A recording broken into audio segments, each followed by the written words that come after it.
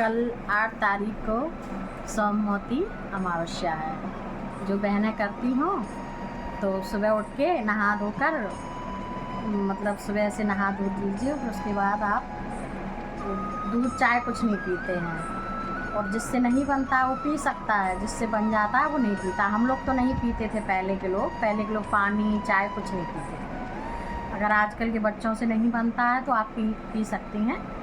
और बस अपनी पूजा की तैयारी कर लेना पड़ेगा एक दिन पहले से। तो जिसको टॉफ़ी कोई देता है, कोई मखाने से देता है, कोई सुहागन के सामान से देता है, बिंदी है, चूड़ी है, कोई नेल पॉलिश 108 चढ़ाती हैं लेडीज, कोई बर्तन से करता है, कोई मखाने से करता है, कोई टॉफ़ी से करता है। तो 108 आप कर लीजिए सब सामान इकट्ठा। फिर उसके बाद आप जाइएगा, सब हल्दी रख लो, सिंदूर है, चावल हैं, सब थाली अपनी सजा लो। तो कोई नारियल भी चढ़ाते हैं तो नारियल भी ले जाइएगा, और सीधे के सामान भी लेके जाइएगा। जब आप जाएं पीपल के नीचे उनको प्रणाम करें, उनको जल चढ़ाएं।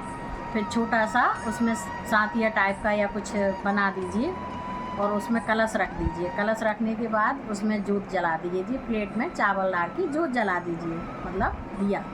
दीपक जलाने के बाद आप इस पूजा शुरू कर सकते हैं। पहले दीपक ही प्रत्यक्ष रहता है तो पहले दीपक जलाते हैं। दीपक जलाने के बाद आप 108 हल्दी की उसको हल्दी को घोर कर 108 उसमें डालते हैं, मतलब बिंदी लगाते हैं 108।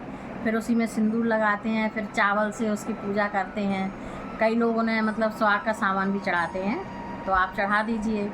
और उनका भोग कच्चा सूत रहता है, उसको 11 या 21 बार उसकी परिक्रमा करके उसमें लगा देते हैं, मतलब पीपल देवता को 108 मतलब करके उसको सूत का वो कर लेते हैं। और कई लोग चढ़ाते हैं तो 108 परिक्रमा करके आप उसी मन ही मन अपने पति के लिए, अपने बच्चों के लिए उसी में अपनी वो मनोकामना बोलते हैं। कई लोग अपने पति के लिए, बच्चों के लिए दीर्घायु की प्रार्थना करते हैं। कोई की मनोकामना और भी रहती, वो कहते हैं पीपल देवता से। पीपल में विष्णु भगवान और लक्ष्मी जी का वास होता है, इसलिए उसकी पूजा होती है। आप पूजा कर लीजिए, भोग प्रसाद चढ़ा दीजिए। फिर बहनें क्या करती है, एक दूसरे को कहानी सुना देती हैं। जब एक दूसरे को कहानी सुन लेती हैं सब बहनें, फिर उसके बाद कहानी सुनने के बाद थोड़ा सा अपने भोग लगा के और भोग लगा के आरती करके, और पंडित जी रहते हैं तो उनको दक्षिणा और सीजे का सामान दे देते हैं।